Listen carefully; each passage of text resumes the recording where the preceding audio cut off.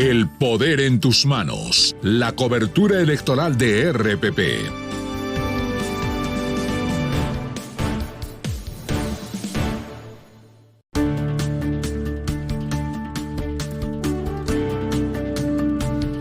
Estamos contigo y con el poder en tus manos, la cobertura electoral de RPP aquí en la rotativa del aire. Y tenemos, como en cada tarde, debate de ideas. Hoy nos acompañan dos candidatas al Senado Nacional. Por un lado, Ruth Luque, candidata con el número 8 por Ahora Nación y parlamentaria también, por cierto. ¿Cómo está, congresista Luque? Hola, ¿qué tal? Buenas tardes. Buenas tardes. Y también Carol Paredes, candidata al Senado con el número 2 por Avanza País. Congresista, ¿cómo está? Bienvenida. Bueno, hay varios temas que definitivamente tenemos que tratar, ¿correcto? Y el Senado va a tener en esta situación de bicameralidad muchísimo poder, ¿correcto? Muchísima fuerza, no solo para revisar las leyes que van a emanar de la Cámara de Diputados, sino también para la elección, sin duda, de autoridades bastante importantes. Entonces, para ustedes, ¿cómo se debe plantear este trabajo coordinado entre el Senado y la Cámara de Diputados? Congresista Paredes. Bueno, considero que las dos cámaras tienen su nivel de importancia y además también sus propias funciones, ¿no? O sea, van a estar totalmente, como nosotros decimos, de alguna manera separados.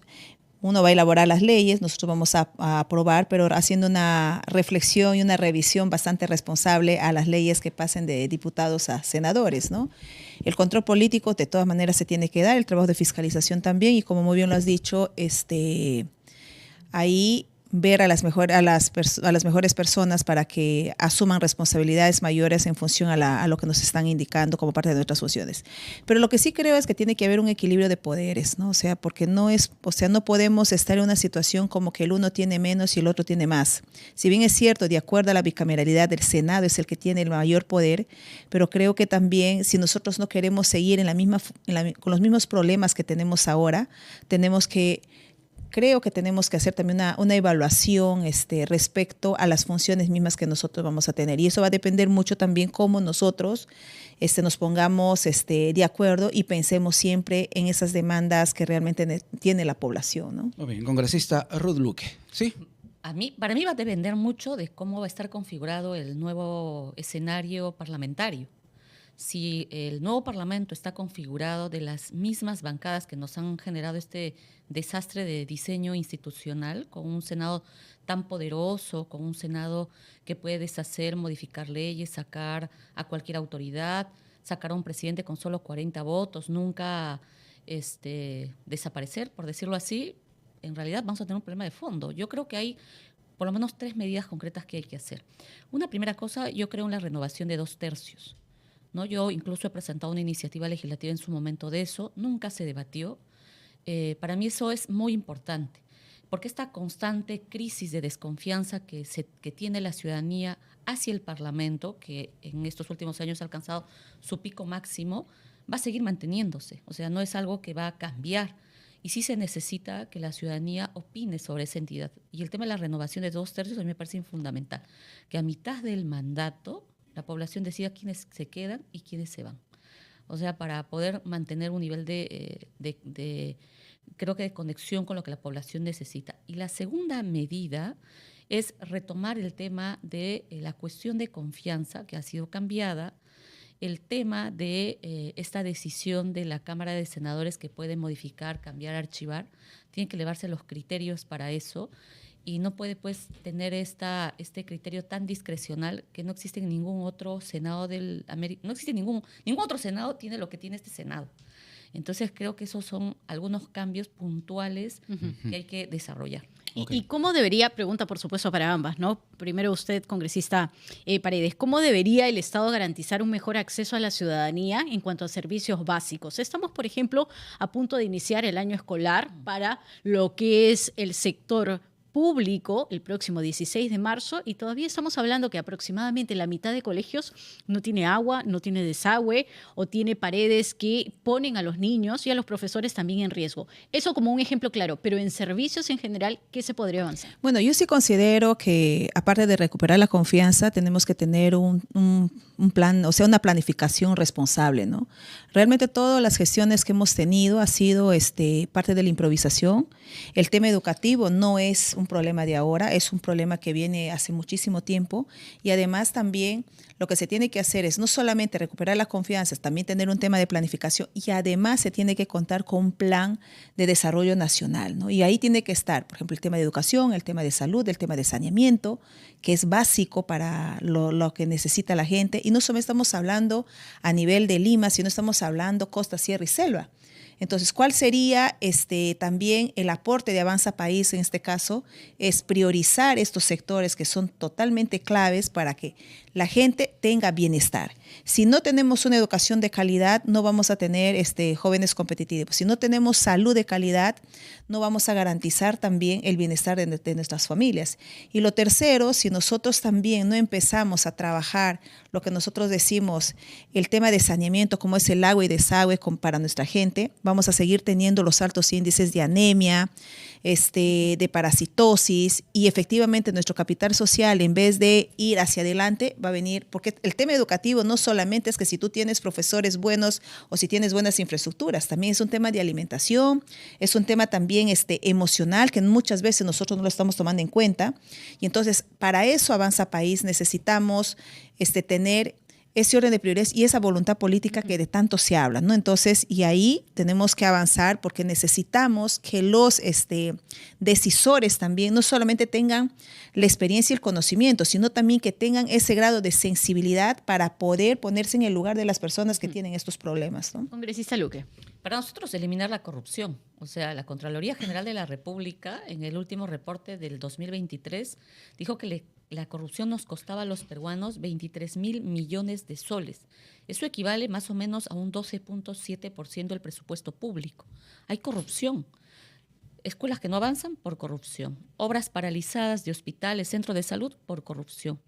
Mi región, Cusco, es un ejemplo concreto de esa tragedia, que hasta ahora no se puede ni siquiera terminar el hospital Antonio Lorena, que han sido ya 10 ministros de salud los que nos han ofrecido entregarlo, y ahora hay una nueva ampliación. Entonces, la situación es muy grave. Entonces, creo que es importante, digamos, que por lo menos en Ahora Nación tenemos claro que una política de mano dura es contra la corrupción, porque si no aseguramos ahí, imagínense toda esa cantidad de dinero que se puede utilizar para garantizar infraestructura clave en temas de educación y de salud. Y lo otro tiene que ver con el tema de las empresas. O sea, hoy las empresas que muchas veces denuncian al Estado, casi la mayoría la hemos perdido como Estado, casi todas, por reglas contractuales, porque la población no está de acuerdo con una cosa, por cuestionamientos sobre avance de la obra, por muchas razones. Entonces, ese marco legal creo que también tiene que tener un nivel de peso el Estado, porque no puede ser que sigamos sujetos a tanto manejo privado. O sea, a mí me parece escandaloso de la cantidad de denuncias que existen, prácticamente todas las perdemos. Todas estamos perdiendo. Todas son deudas, pago. Eso es absurdo. El marco legal tiene que cambiar. O sea, el Estado tiene que tener un control sobre algunas obras emblemáticas en materia de educación y salud, por lo menos en las regiones más pobres del país. Muy bien, vamos a retornar con este debate de ideas. Ruth Luque, Carol Paredes, candidatas al Senado Nacional, aquí en nuestra cobertura El Poder en tus Manos de RPP. Sí, la cobertura electoral de RPP. Volvemos. Poder en tus manos, la cobertura electoral de RPP.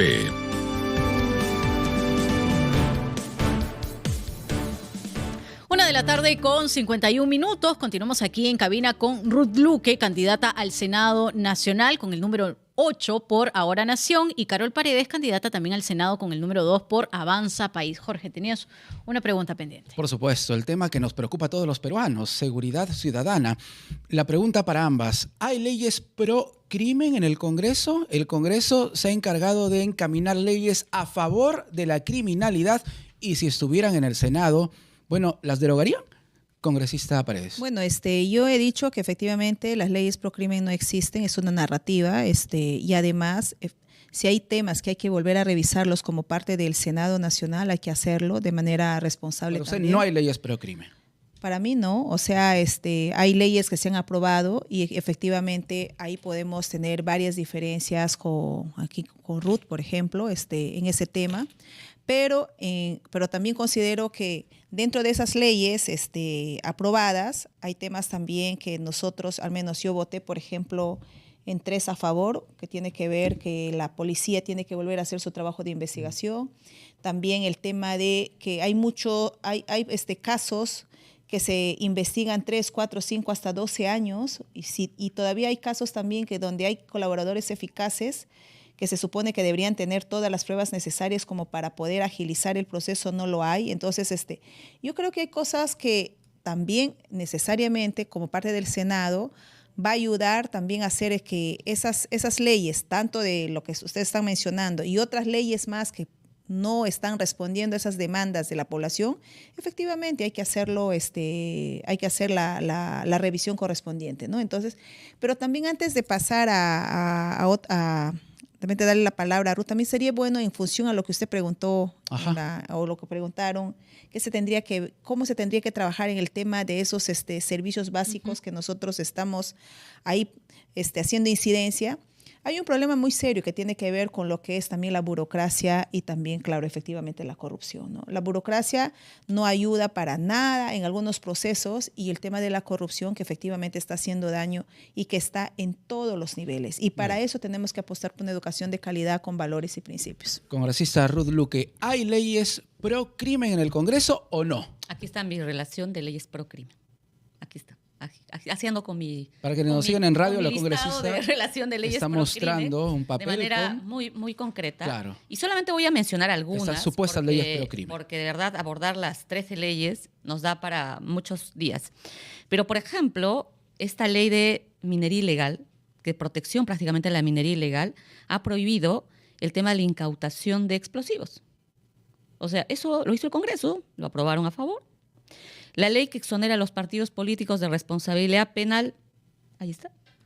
Ahora ningún partido responde penalmente por varios temas vinculados al lavado de activos. La famosa ley Soto, que ha establecido un plazo de reducción, antes no tenía plazo, le han puesto 1 año, y eso favorece a altos funcionarios. O sea, si tú tienes tu correlación política en el Congreso, puedes guardar tu casito, llega 1 año, no pasa nada, nunca respondes a la justicia. Una ley pro crimen.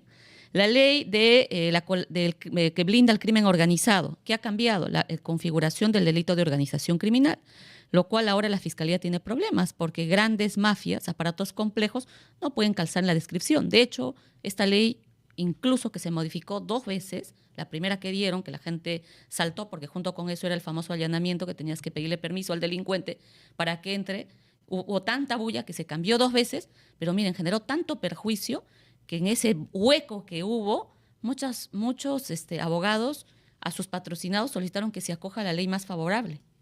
Y eso es directamente una ley pro crimen, una ley a favor de las organizaciones criminales. Y bueno, ya no quiero entrar a las leyes pro violaciones a derechos humanos, que me parece grave, porque además el señor Urresti, que ha salido gracias al Tribunal Constitucional, contradiciendo abiertamente la posibilidad que un juez tenga una interpretación porque era claramente contradictoria a la Constitución, hoy se lava las manos y entonces estamos ante un personaje que prácticamente no reconoce o no asume que ha cometido un asesinato, en el caso del periodista Hugo Agustín. Antes que nos gane el tiempo, porque claro, ustedes son parte del Congreso y hay mucho malestar con el Congreso de la República, se siente cuando hay protestas, lo vemos frente al Congreso de la República en muchas ocasiones, está también reflejado en las encuestas. Ustedes nos dirán ya en su momento si creen o no en las encuestas, pero mi pregunta iba relacionado a si ya la ciudadanía les ha dado una oportunidad como congresistas, que cada uno de ustedes le responda también a esa ciudadanía a través de los micrófonos de RPP, ¿por qué tendría que darles una nueva oportunidad para el Senado? Congresista Paredes. Bueno, considero que de los 130 congresistas, también la propia población hace su propia discriminación, porque no todos estamos en el mismo saco, ¿no? No todos tenemos problemas de mochasueldo y otras cosas más que han ido saliendo. Efectivamente, ahí sí considero que la población también tiene que hacer su evaluación de la manera más responsable y tenemos esa oportunidad del 12 de abril. ¿Y por qué votarían por Carol Paredes para el Senado Nacional? No solamente por la experiencia, por el conocimiento, sino también por el compromiso que ha tenido. Yo soy la congresista de la región San Martín y creo haber hecho un trabajo bastante responsable, ¿no? No solamente en la parte de fiscalización, en la parte legislativa también, en la parte de representación.